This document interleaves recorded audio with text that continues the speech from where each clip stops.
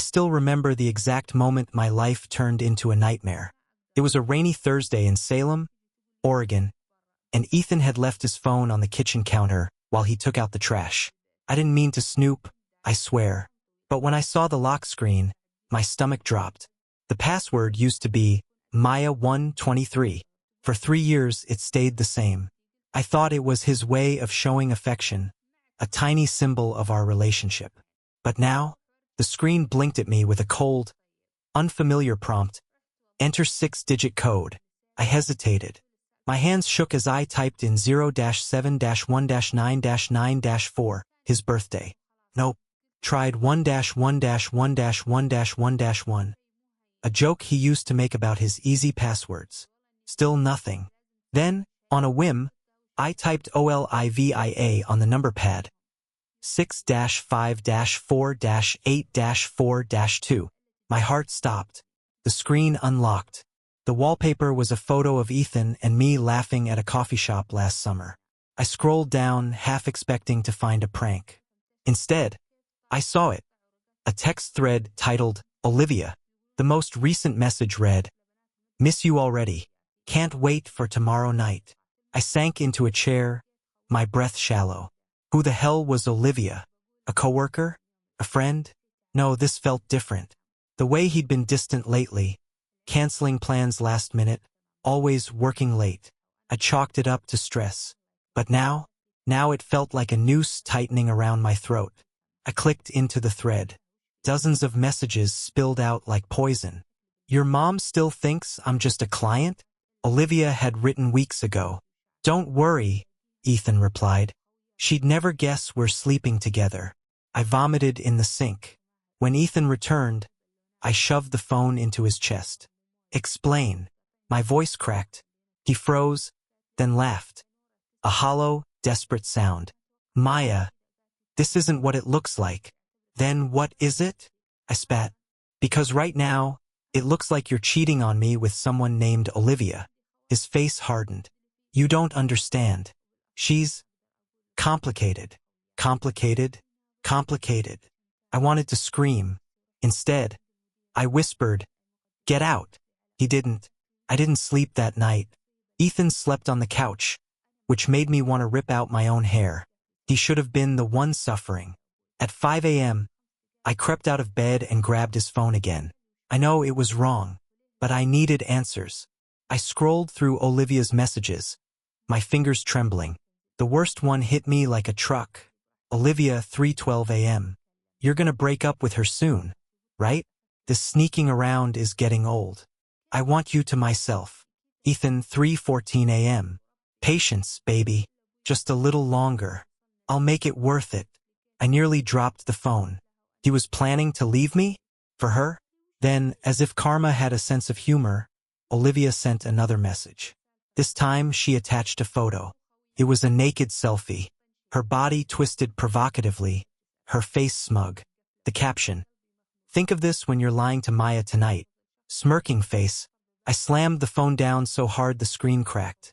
Ethan jolted awake. "What's wrong?" he mumbled. "Oh, I don't know," I hissed. "Maybe the fact that your mistress just sent you a nude photo." He paled. "How did you?" "That's private." "Private?" I laughed bitterly. "Your private life is destroying mine." He tried to grab the phone, but I yanked it away. "You want to know what's really messed up? You didn't even bother changing the password after she convinced you to switch from Maya123 to Olivia123. For once, he had no lie ready, just silence. Then he muttered, "It wasn't supposed to go this far." Oh, it went further than he thought. By noon, Ethan had concocted a story. "It's not cheating," he insisted, pacing the living room. "We never had sex." I stared at him like he'd grown a second head. "You're texting her about sleeping together. She sends you nudes.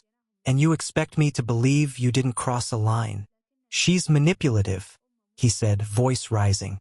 "She threatened to ruin me if I didn't keep seeing her. I was trying to protect you."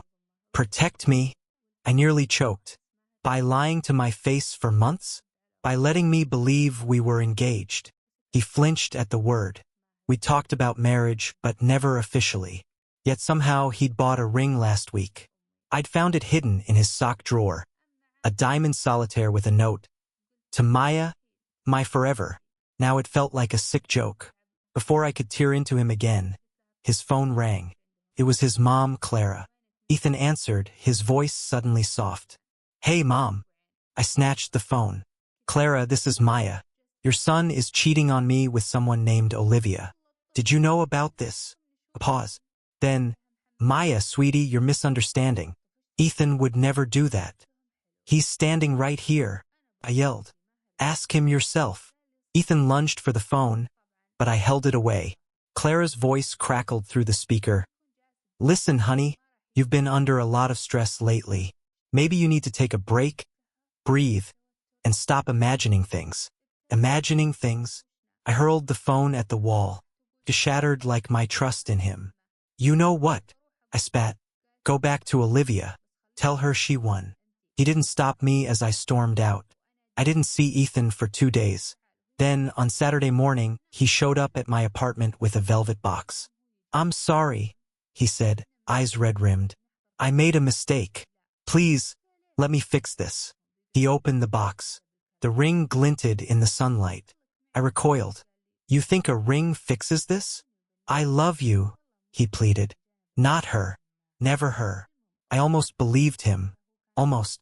But then I remembered Daniel arrived at my apartment with a manila envelope, his jaw tight. You're not gonna like this, he said, tossing it onto the kitchen table. Inside were bank statements, credit card receipts, and a handwritten ledger. Ethan's handwriting. Olivia's been funding him, Daniel explained, over $15,000 in the last 8 months. He used her money for a Cartier watch, retail price, $4,200, 2 weekend trips to Portland, a spa day for Olivia and her girlfriends, and this. He slid a photo across the table, a receipt from a jewelry store. The item? Platinum engagement ring, custom engraving, O&E. My stomach dropped. He was planning to propose to her? Looks like it, Daniel muttered. And get this, he paid for all of it using his dad's life insurance money. Clara helped him hide it in a shell company called Ethan and Associates. I stared at the numbers